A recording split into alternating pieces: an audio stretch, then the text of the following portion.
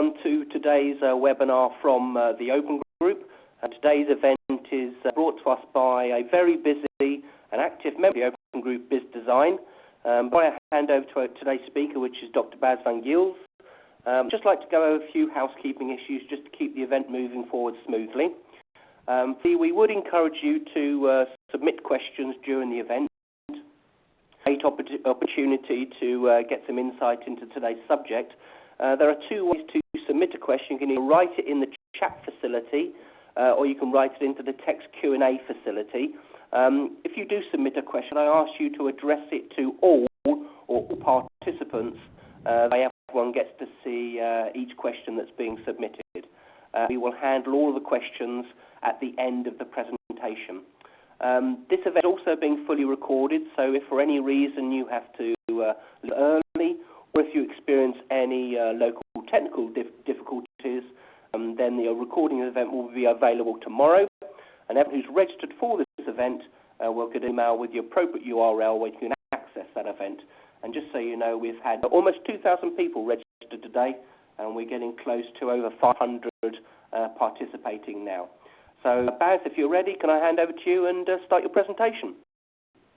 All right, Simon, and also on my behalf, welcome everybody to today's webinar on delivering business value with enterprise architecture using TOGAF and ArchiMate. My name is Bas van Giels. I'm a consultant and trainer for Biz Design. Currently based in the Netherlands, but I work globally. The demo will also be made available for the end of the presentation. You'll find details where you can download it. If you have any questions tomorrow or later, you can find some contact information for me here. So if for any reasons you have any suggestions or questions, by all means do get in touch. So let's get busy. Other than introducing myself, I would also like to take the opportunity to introduce Biz Design to you. We are a global company, and we're active we have several service lines: enterprise architecture management, biz modeling, business process management, and business requirements management. Extending this as we speak, more and more service lines are coming available. And the interesting part of our way of working is that for each of the service lines, we have an integrated service offering. So we do some consulting. We also have tools for each of the service lines. We also provide training and best practices. And our approach to these best practices, training, tooling, and consulting services is to use open standards such as TOGAF and ArchiMate whenever we can.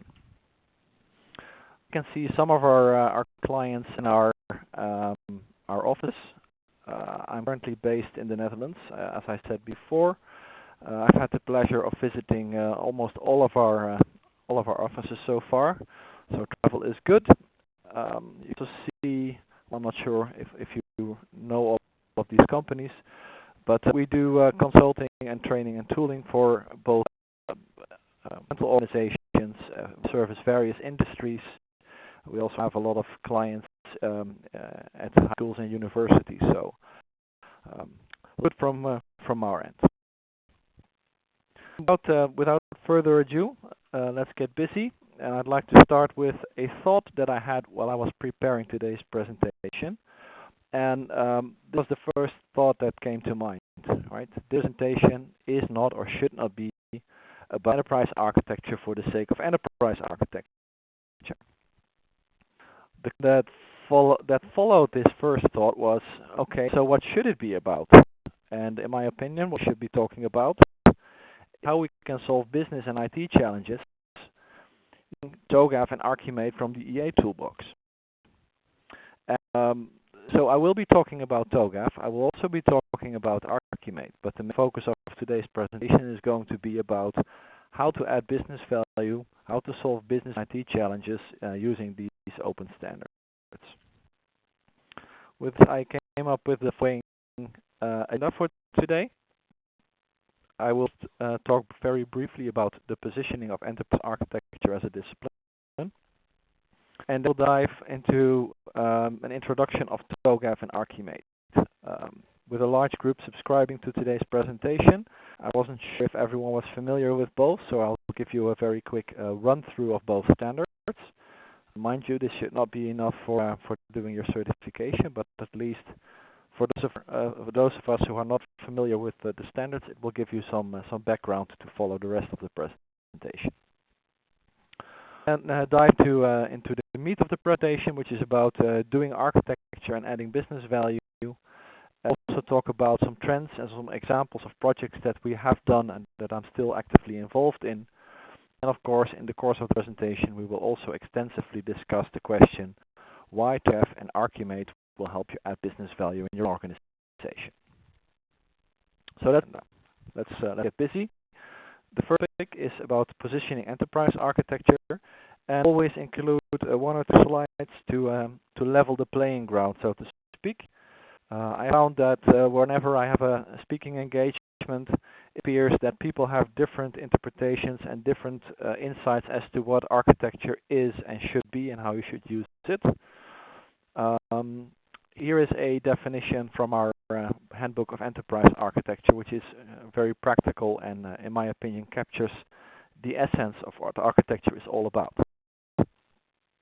That enterprise architecture is a conceptual tool. It's a means to an end. And this tool helps organizations to get a deeper understanding of how should we organize ourselves on a global scale, or on a, well, enterprise scale, I guess is the better word. It's of the enterprise and also a route planner to go from where we are to where we want to be. Right? And not only do we touch business, we also touch technology. Basically, we touch upon every aspect of the enterprise if we do architecture, if we apply architecture methods, so to speak. So, definition in mind, you could argue that a lot of disciplines are related to EA, and that's actually true. So, position it a little bit further. I tend to diagram here, where we three disciplines mentioned. The top of the diagram it is strategic management, and strategic management, in my opinion, or in my view, is the discipline that is involved with the question how we position ourselves with respect to our environment. So the arena that we want to compete in, who do we want to do business with, who are our competitors, supply chain, all that sort of questions. We do it explicitly or implicitly by doing strategic architecture or strategic management. What we actually come up with is a business model. For example, could be described using the business model canvas, as invented by Alexander Osterwalder and others. It's very popular. We see it a lot, and also we are extending our tool to, for example, do all sorts of analysis on top of the business model canvas. So that's a very good way of defining or mapping out your business model. Model is input for the enterprise architecture discipline. And the main question that we try to answer in EA is how do we organize ourselves? So where strategic management is concerned with the question of external positioning, EA tries to answer the question how should we organize ourselves in order to be effective? It's a different question. If you answer that question, then what you could do is write up the answer in the form of all sorts of architecture models. This, for example, ArchiMate. It could also be principles. There are various ways to document your enterprise architecture. And if we properly do EA, then of course we're not done yet. We still have to operationalize the architecture. We have to implement it, so to speak. And these are disciplines such as business process management, or business rules management come into play. Right? So answer the question, how do we perform our business effectively? So three different questions, and today the focus is going to be on enterprise architecture. The way I would like to run you through TOGAF ArchiMate. Some of you will be familiar with this. It will be a quick recap for you. For those who are new to TOGAF and ArchiMate, it will provide for a very quick introduction. Given the definition of EA that we just spoke about, what is it that you actually need for doing EA in practice? Right, and you need two things. On the one hand, you need a language for describing your architectures, and this is where ArchiMate comes in. On the other hand, there is the process aspect, right? To do architecture, you have to do some real work, and the process aspect structures the way you do your work, and this is where TOGAF comes in. As we will see shortly, TOGAF also has a description mechanism for doing architectures, but that aligns very nicely with ArchiMate. Right, and through the mechanism of viewpoints and an integrated repository, those two open standards, both maintained by the open group, integrate very nicely. Provide a very complete way of doing architecture. So let's look at TOGAF first. TOGAF standard has 6 main components that we see here. We have architecture definition method, which is the core TOGAF.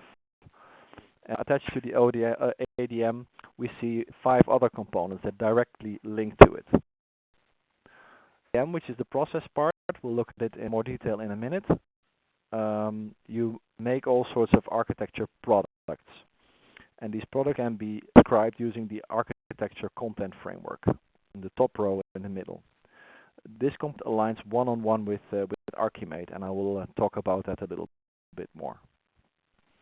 CM is a very generic method, which is very broadly applicable for various organizations. You'll tailor it to your specific organization, to the specific circumstances, if you will, of your organization.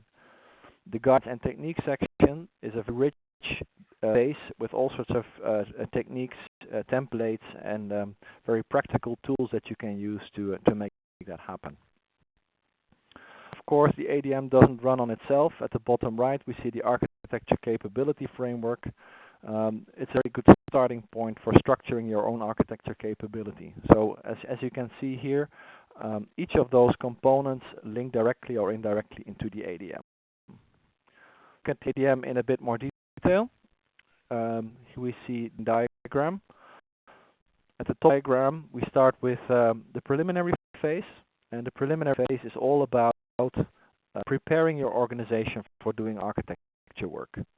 So when you follow training, if you talk about how do we do architecture in our organization, which templates do we use, which tools do we use, how will we engage business, what architecture footprint organization, all those activities fall under the heading of the preliminary phase. It prepares you for doing the actual work.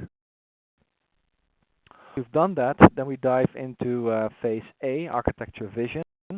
Each architecture cycle starts with a vision, and basically this is a very high-level description of what we want to achieve. So from this point of view, you look at where are we now and where do we want to go, and this is a key driver for the rest of the ADM. In phases B, C, and D, business architecture, information systems architecture, and technology architecture, you found this vision in more detail. So basically, there you try to answer the question with respect to the that we're trying to achieve. Where is it in more detail that we want to go, and we now so that we can do gap analysis. Analysis is the input for phase E, where we look for opportunities and solutions. So basically, here we try to look for solution alternatives for bridging that gap. How we get from where we are to where we want to go. Phase F, you try this to a migration plan. G is all about monitoring the execution of that migration plan. Last, in phase H, once the solution has been implemented, we keep monitoring if it still delivers the value that we were hoping it would deliver. Besides that, further, you get 4 main phases. The phases are all about getting the organization committed and involved. Right. In B, C, and D, what we're mainly concerned with is getting the architecture right.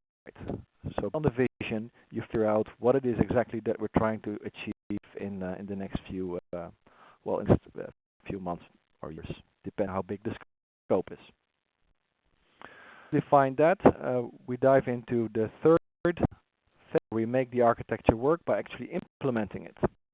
And last but not least, phase H and the requirements management process are there to keep the process running. I'll diagram later on in the presentation because this phasing, those four, well, group phases, so to speak, are actually very important in making steps in your own organization. So key benefits of TOGAF in our opinion. First of all, it's an open and very complete method for doing our enterprise architecture. And by complete, I mean that there are a lot of tools and support available for tailoring this framework to your own organization. Right? Support is various. There are various ways of support. There are software tools. There are service providers. There's training. You can certify. There's a large user community with webinars such as the one that you're listening to today. Various LinkedIn groups that you can subscribe to with good discussions about how to apply TOGAF in practice. And of course, the open group also a large base of white papers, for example, aligning TOGAF with various other frameworks. Three frameworks. It's also interesting to mention. As you can imagine, there are various frameworks in practice, such as for software development or for data management or for security. TOGAF is aligned with many of them or has a mapping to many of them. An example, for example, is the SAP framework, the security architecture framework. And, a lot of work is being put into aligning TOGAF and SAP. So if you implement it in your own organization and you already have some frameworks in place, there's a lot of help you can find on how to align with those. Let's then dive into the word ArchiMate. Here on the left we see the development method again, overlaid with the color coding, and on the right we see an overview of the components of ArchiMate. And what we can see here is that first of all, phases B, C, and D, business architecture, information systems architecture, and technology architecture, align very nicely with ArchiMate Core. ArchiMate Core consists of three layers: the business layer, application layer, and technology layer, and I'll walk you through them in a minute. So basically what we traditionally called architecture, which meant making large diagrams. That's where ArchiMate comes from. But for doing architecture in practice, you need more than just nice architecture diagrams. You also have to make them work, right? You have to figure out, why do we make this? Why is this component in the diagram here? Why do we want to change from where we are to where we want to go? And this aligns with the preliminary phase and the architecture vision phase in TOGAF. And to ArchiMate, we developed the motivation extension to map those concerns. Right? Motivation extension has been added in ArchiMate 2.0 to support those phases in the ADM. So now we know the why of the architecture, we know the what of the architecture, and we still have to make it work. All right? And that aligns to phases E, F, and G of the ADM. And these phases are supported with the implementation and migration extension. So the world of projects, plateaus, and work packages, and all that sort of good stuff. We'll look at that in a little bit more detail in a minute. So here that the entire ADM is supported by ArchiMate 2.0. A run-through of the ArchiMate framework. Here we see the frame, the three again, business application and technology.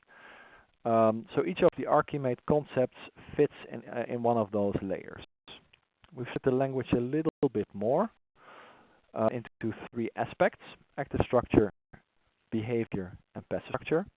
So each of the elements from ArchiMate are active structure, which means that they represent things in the real world that show behavior. We have behavior itself, and the passive structure, which are the things that undergo or are the result of behavior. Simple. John buys a bike. John would be someone who shows behavior, so it's active structure. Buying the behavior itself, and the bike, the thing being bought, would be passive structure. That's of course a simple example, so let's look at some real concepts. Here we have a summary of some of the business concepts. Starting at the right, we see the business actor, who is assigned to a role, who is assigned to a business function to indicate that the actor in a certain role performs the behavior that is modeled by the business function. We call behavior in the business layer, and by performing a bunch of these functions, for example, grouped in a process, we also exhibit external behavior that people out of the organization see. For example, the fact that I can order a bike or pay for the bike or bring it in for repair, that's all stuff that people can see outside of the bike shop, so it would be modeled using the business service. These can be accessed via channels, and channels are modeled using the business interface concept. So see here that business services can be grouped in a business product. So the three services that I just mentioned, by paying for it and bringing it in for servicing, those three services together would make up the bike product. And for example, I can accompany that with a contract, which is a service level agreement. The general way of thinking is copied to the other two layers, right? So here we have the same pattern in the application layer, where we see that application components are assigned to application functions. So basically, you look at the application components as if it were a box. If you open the box and look at what's going on the inside, we model behavior with the application function. Close the box again and put some duct tape over it and see what's going on the outside. We have the application service. So that's the external visible behavior of the application component. Application service, where can you access it? Well, that's the application interface, of course. The application interface has two main meanings. On the one hand, you use it for modeling graphical user interfaces. It's the relation to the business role. But you can also use the same concept for interfaces between applications, whether they're file-based or service-based or even SOAP calls or whatever, right? So that's the interface concept. And last but not least, there's the data object. The data object is the unit of information in the application layer. Get is where do we model, for example, customer information? Is it a business object or a data object? The answer is, of course, both, because we model as a business object when we talk about the context of process or which role is manipulating or using that information, and model it as a data object when we have the context which application or information system manipulates the data that is associated with this entity, so to speak. Sure, in the technology layer, if you look, you'll see there's a lot of symmetry between each of the layers. We see on the structure side the node as the key concept, basically a grouping of hardware and software. Typical examples of nodes would be the mail server, which consists of a blade running, I don't know, Microsoft Exchange, for example, or the database server, right, which is also hardware, for example, with Oracle or Microsoft SQL Server. Right, so the node is a concept that hides that complexity. Like before, we then have the internal behavior modeled here as the infrastructure function, and the external behavior, which is the infrastructure service, which you can access via the interface. On the passenger or information aspect, we have artifact, which again is the representation of information, right? So if we want to model that the customer information that we spoke about previously is stored in an XML file on a specific drive somewhere in your network, then you start using the artifact. There are many more concepts in the ArchiMate core framework, but those are the most important ones. And the connotation, this is the core of the core. So that work then, right? So using this core framework, we can model the current situation of the architecture in our organization. Great, we call it the baseline architecture. But then, of course, we also want to do something. We have stakeholders with specific drivers leading to goals for change. Right? You can translate those goals into principles and requirements and all that sort of good stuff. We're ultimately the driver for developing a target architecture. Right here, we see the concepts from the motivation extension. So baseline via the motivation extension to the target architecture, and hopefully there's a gap between them, right? The gap models the difference between baseline and target. But to make things work, we have to figure out what the best way is to go from baseline to target. This is where the implementation and migration extension comes in. So they're about stable plateaus to go from baseline to target. And then, of course, we realize those plateaus with deliverables of work packages that we can assign to people in the organization who are responsible for making them happen. So I have a high-level overview of ArchiMate and the way it integrates with TOGAF's architecture development method. I'd like to illustrate that with very briefly with a high-level architecture diagram that we did for one of our clients. This is a client in the catering industry. At the top end, I see an end-to-end process, handle order process in blue.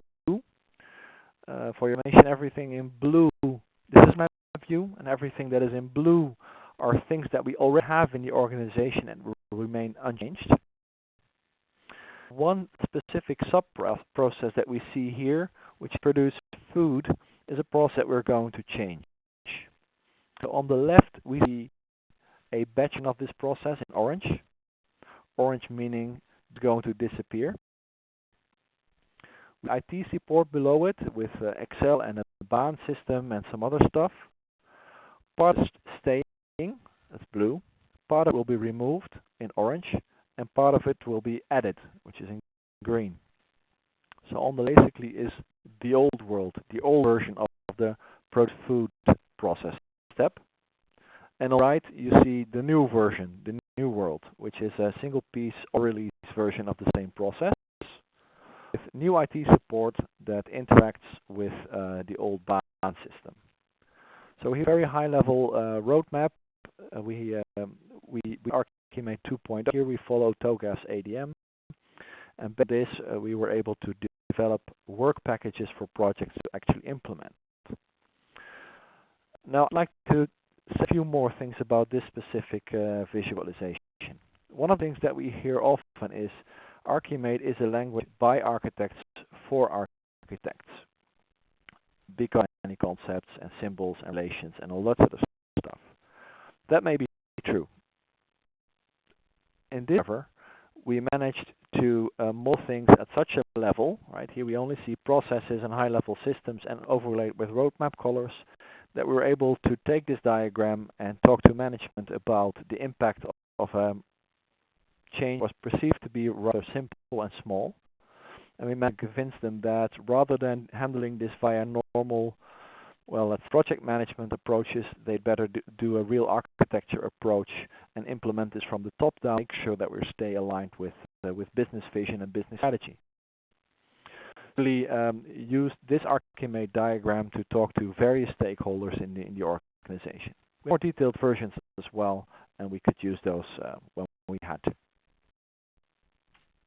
Modules that you can make with ArchiMate.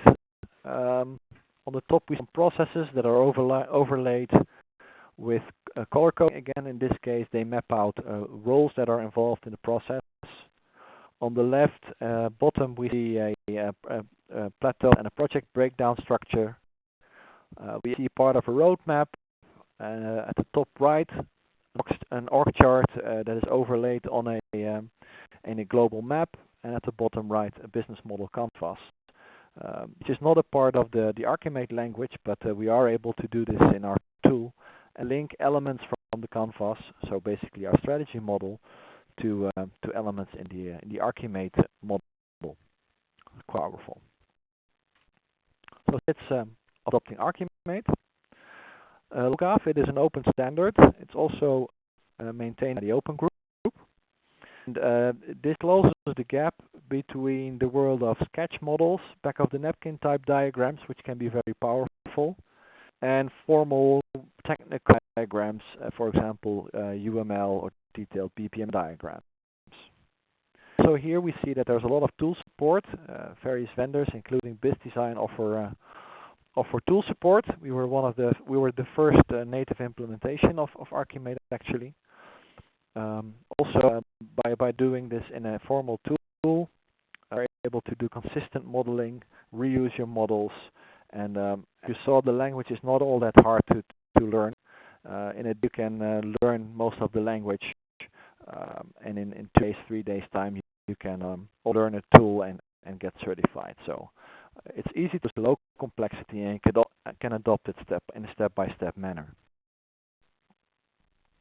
Information about the standards that we've talked about so far. The specifications of both standards are both available online, courtesy of the Open Group. I think the hyperlinks for your reference. If you'd like to know a bit more about TOGAF and ArchiMate and how to get started, we created a Quick Start program. This is 4 recorded webinars, and there's a white paper, and you can download them from our website. You also download an evaluation version of our ArchiMate tool called BizDesign Architect, and the link is all included here for your convenience.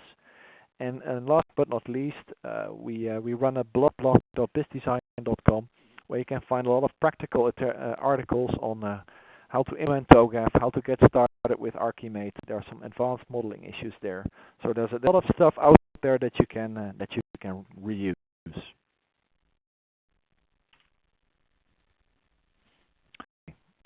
Let's to the question: how can we add value? How can we add business value by using TOGAF and ArchiMate?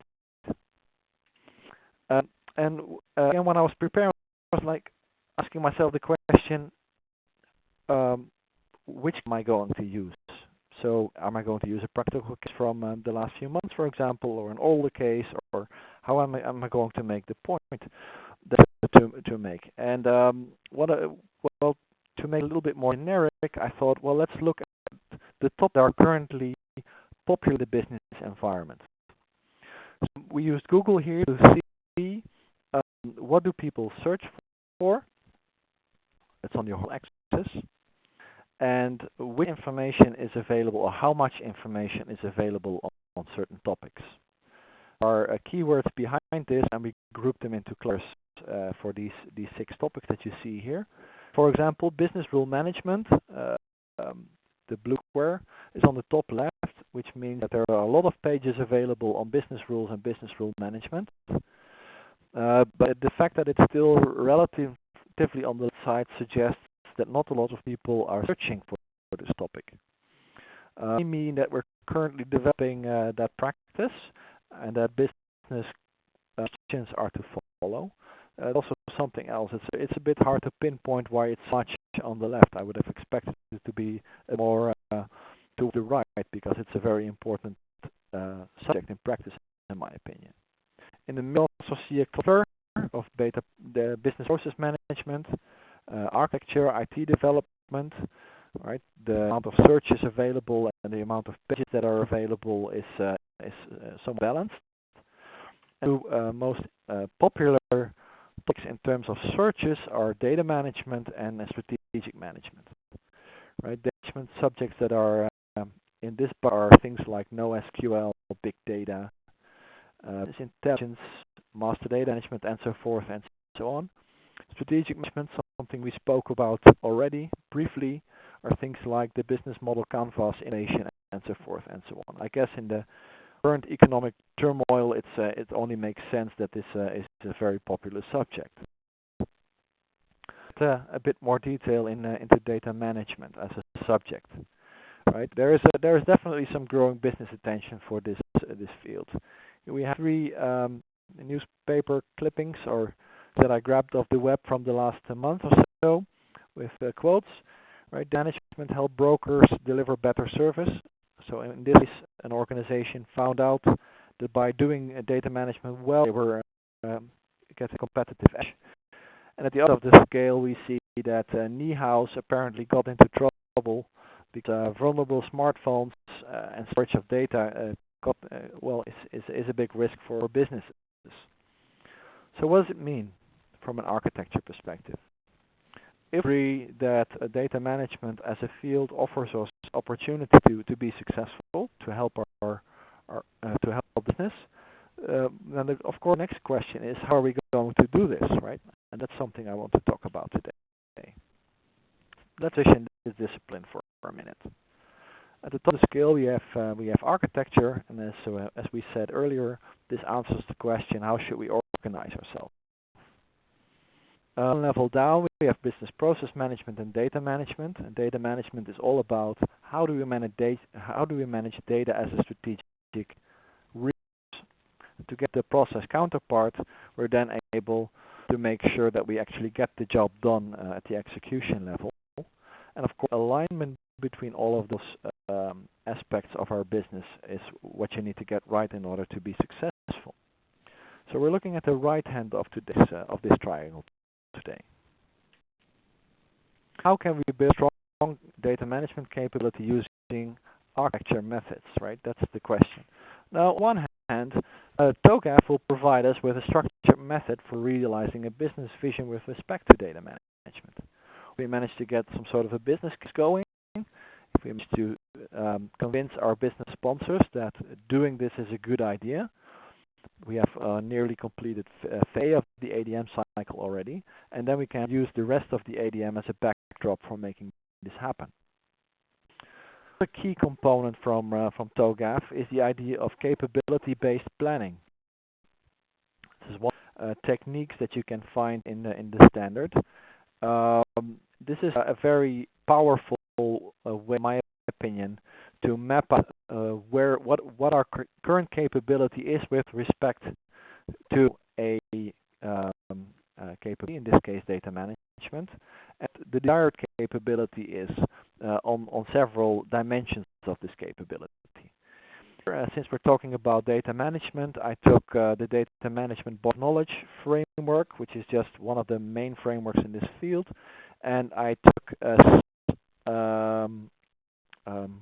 perspectives or capability aspects from that standard: organization and culture, activities, deliverables, and so on.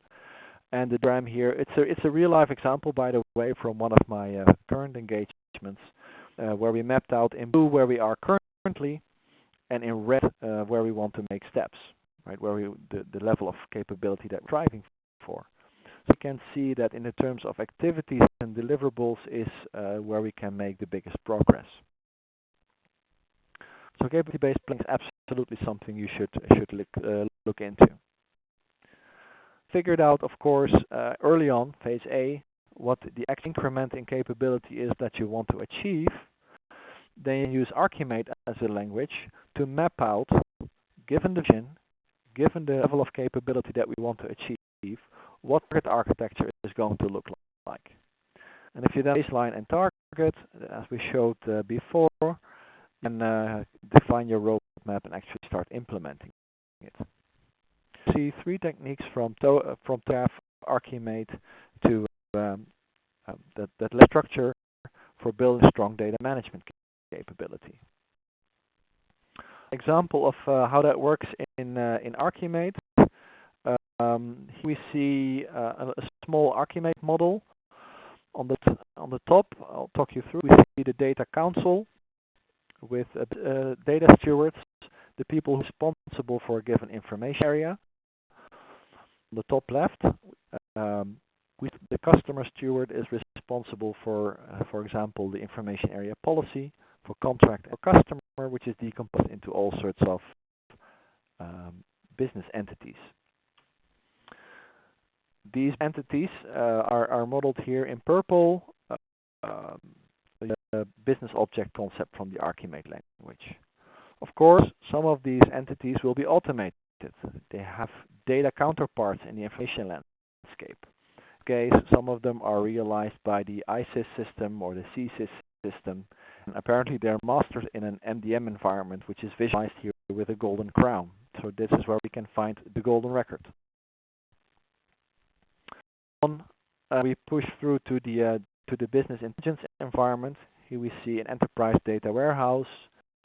We see several data marts, an analytical workspace.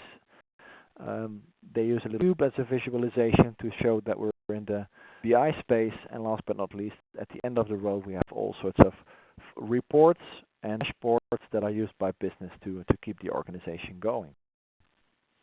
Very small example, of course, but it shows, or at least highlights, how you can use concept in the ArchiMate world to map out your data management models in an integrated manner. And in our opinion, tool support is essential here. Data management is a big discipline. It involves many things, not just IT. Actually, I'd argue that it's very much a business discipline. And we're currently extending our tool to support this fully. We're basing it 100% on ArchiMate, aligning it, of course, with TOGAF as a framework.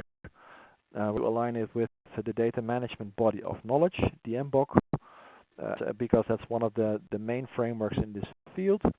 But if you have a different framework in your own organization, of course we can tailor to that as well. The language and our tool are flexible in that respect. With the few examples I've shown you so far, I hope that you agree that ArchiMate is a language that allows for some very powerful analysis, and also we're also very flexible for different visualization for various stakeholders. Put that example a little bit further and into a real concrete example that I'm currently working on. This is at a governmental organization here in the Netherlands, and when we got on board a few months ago, the situation was as follows.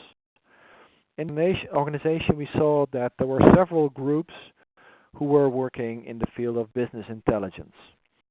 The idea was to support management with BI reports. Also, external parties were very interested in BI reports, and to support this with an enterprise data warehouse, which is great.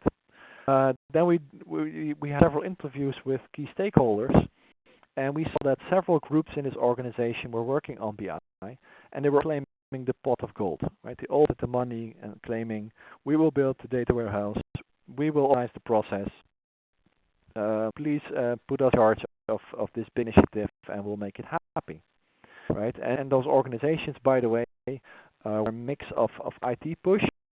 So the IT department of this organization was already taking some big steps towards making this happen. And on the other hand, we had several business units from the business side of things we were also pushing and developing a business vision on where I was heading.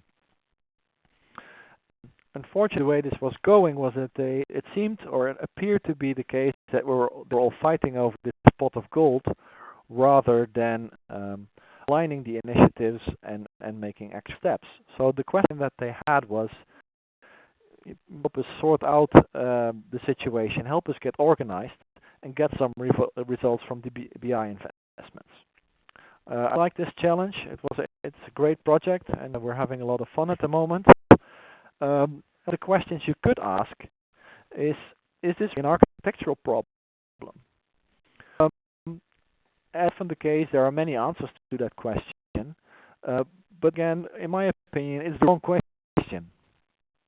What's much more important or interesting is to what degree can architecture thinking and architecture methods help in solving this puzzle. Hearing about, is this an architecture problem, should we involve the architects? You could just get your hands dirty and start solving the puzzle. So what do we do? Of course, the whole TOGAF and ArchiMate framework in the back of our minds, and we started out with building a simple stakeholder map we use to show how concerns of the different business units are interlinked. It was quite an eye-opener for management in this case of each of those units that the initiatives align nicely if only to talk to each other. Stakeholders we used actually the templates from the TOGAF standard that you can download from the website, and they proved to be very powerful here. We used the capability-based planning, the little spider diagram that I just showed you, to show that for various aspects of BI, roles and responsibilities, tools, and so forth and so on, they have already taken some pretty good steps. We use capability-based planning to show where the major increment for the next few months could come from. I'll diagram for that in a minute. Once we had people aligned in the sense of we have to work together, once we had them aligned in the sense of which aspect of BI are we going to develop further, We then created a high-level diagrams, first in the back of the napkin sketch style to get people on board and agree on where it is that we're heading, and then later on with more formal ArchiMate models to figure out what the roadmap was going to be. This webinar is a bit short to talk you through all of the results from this project, so I've taken a small selection. On top left we see the spider diagram again, and as you can see here, the main line is where we are currently, and the red line is where we want to go. So the blue line, the step that we can take is in terms of deliverables, activities, and of course organizational culture as well. Right, the whole way of thinking of we have to work together to make this success was part of the organization and culture. Technology did pretty already, but still we think we can make a step. Practices and techniques, we're doing fairly well. Also some steps can be taken there. Role and responsibilities, they were surprisingly good at already, so they had that sorted out pretty nicely. There will be some changes, but the overall level of capability was sufficient in this case. This is actually the diagram that pushed things forward. Here we see on the top left, we see basically it's an analogy. On the top left we have, it looks like a factory, a manufacturing system. They resemble the trans systems of this organization. By means of extraction, we pull data from the transaction systems and put them in the raw data vault. So basically we're now in the data warehouse space. Then we do some sort of prefab process. We assemble half fabricates, I guess the English word is, and last but not least, with all the half fabricates, the almost completed products that we have in our store, we then start talking about sales in the sense of how do we bring the BI products to the actual business sponsors and people outside the organization who will make use of them, right? So this analogy worked very nicely to develop a high-level vision. But of course, it's a napkin-style diagram. Once you want it down into more formal ArchiMate models, and I've included two. On the bottom, we see part of their business process with several steps that are linked. And for some of those steps, you can define KPIs that you want to report on with your BI process. So with those ArchiMate models to come up with those KPIs. And at the bottom left, we see a logical data flow diagram modeled out in ArchiMate style with each of the application components talking to each other. Right, so this is a sample of the visualizations where you can see again that we use capability-based planning from TOGAF, some informal napkin sketches, and some formal ArchiMate models for implementing or in this organization to implement a BI capability. An example done, right? Well, in my opinion, no. I think there are many organizations and businesses that share each share some common characteristics. For example, we have many business units that have a concern that do not always align. Right? This is the typical problem of two business units fighting over a pot of gold.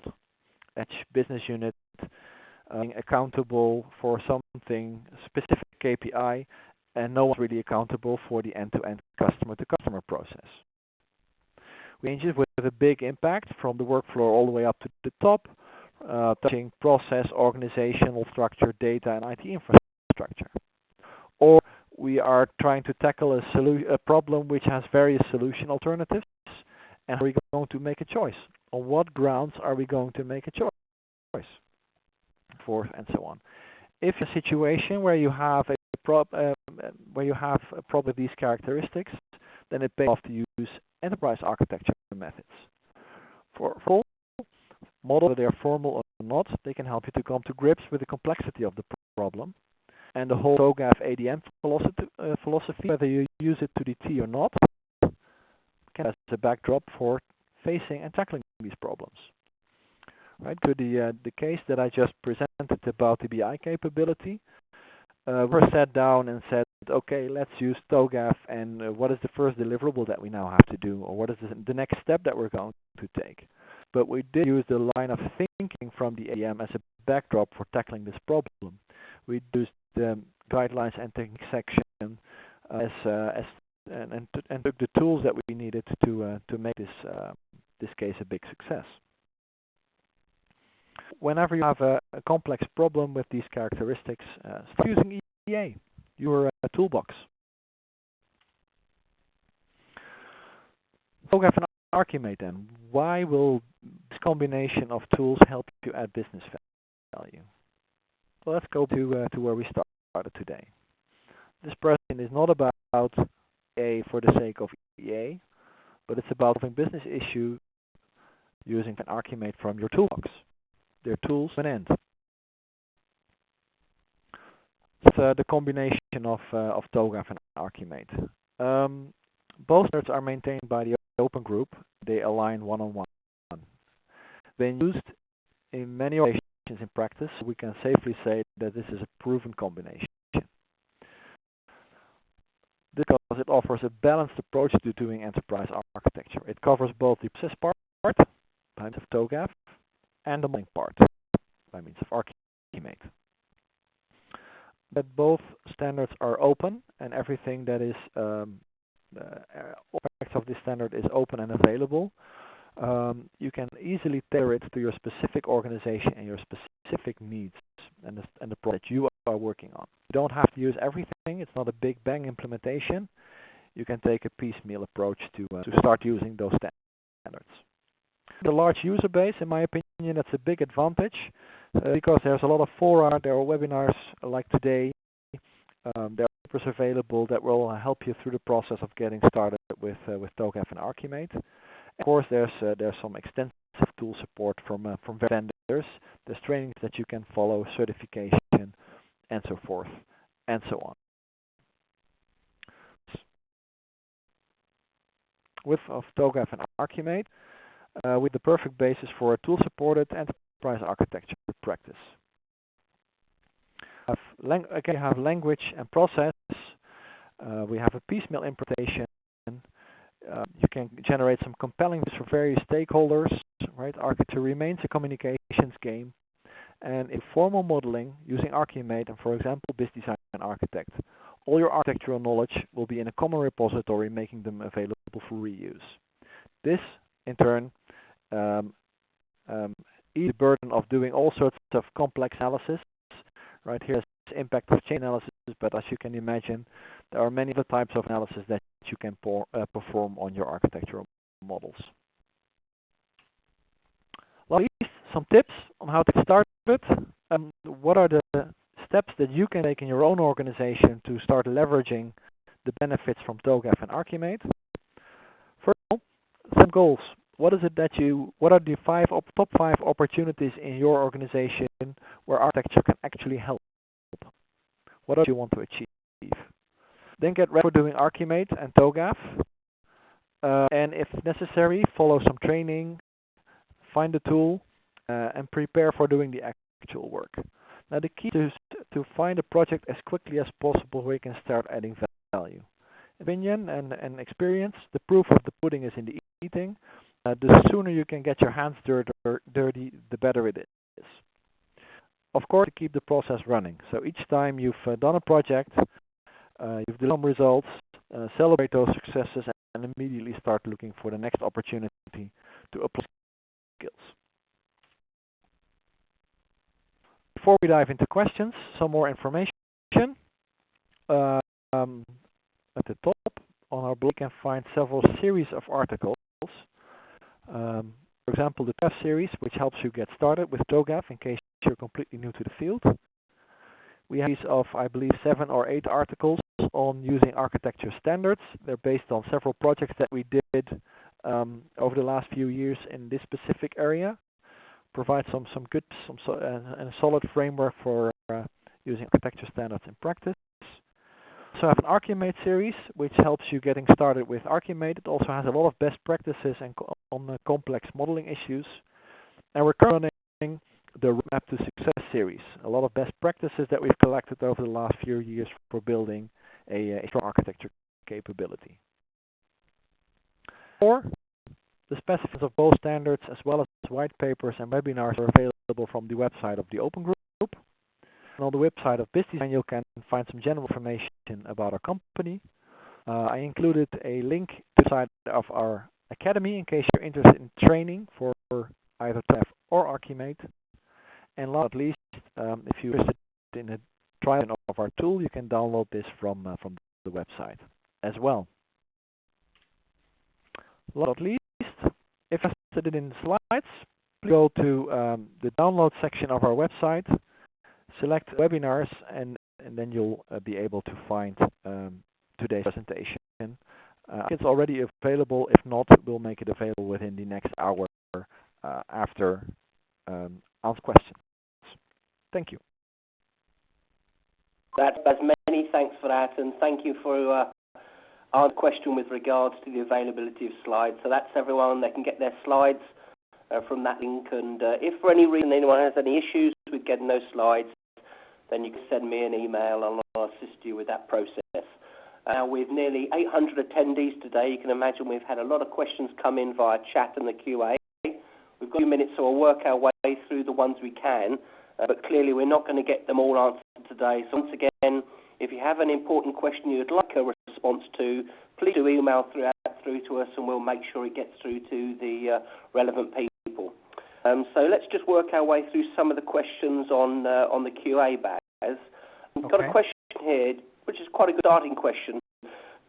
So where would you recommend to start in an organisation with many people with the title working on very different levels of detail? So where would you suggest those people get started? It's a very interesting question indeed, and it really depends on the organization.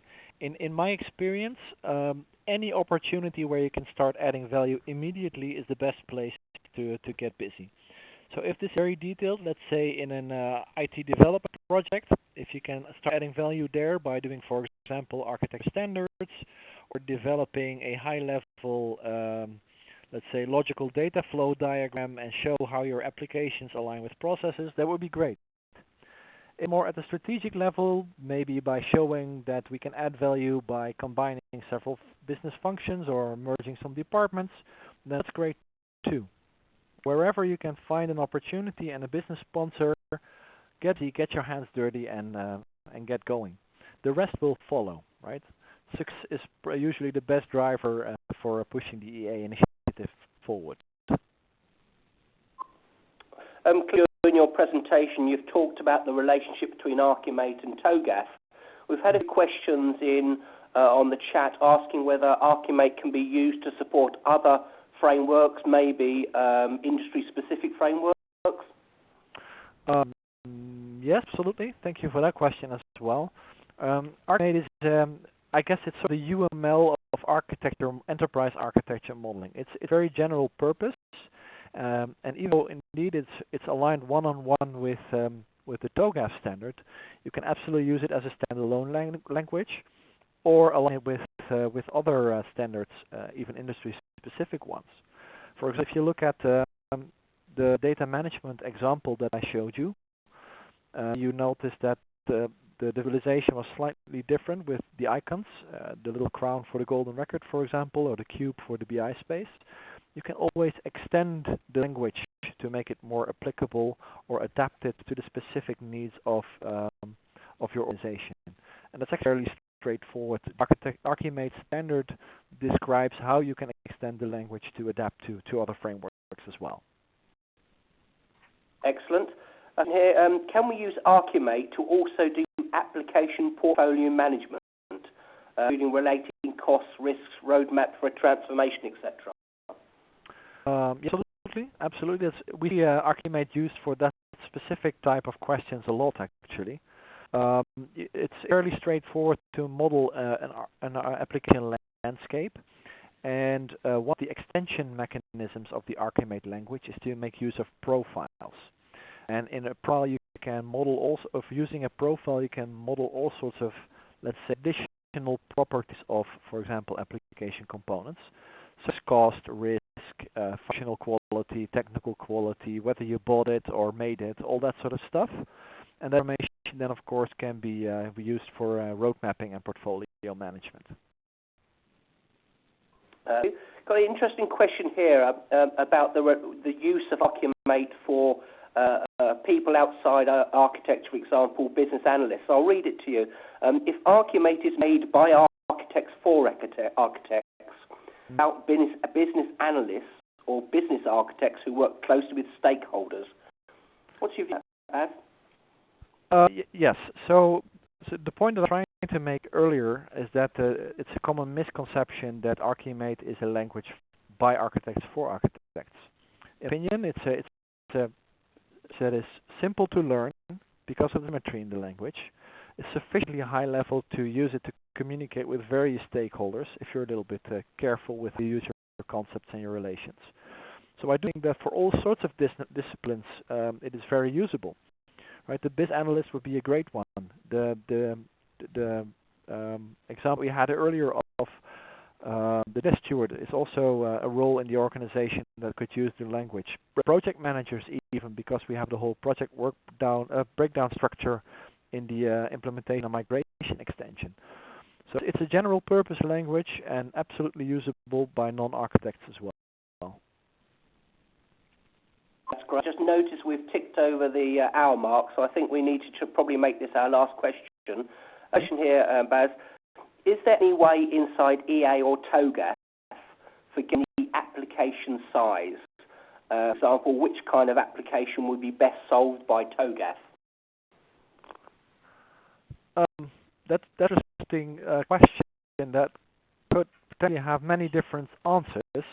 If you have a large application landscape with various applications in there, and you expect that something is in need of change, now what I would typically do is through the TOGAF ADM cycle, where we have a high-level vision of what it is that the application landscape should do in terms of, let's say, a capability assessment, right?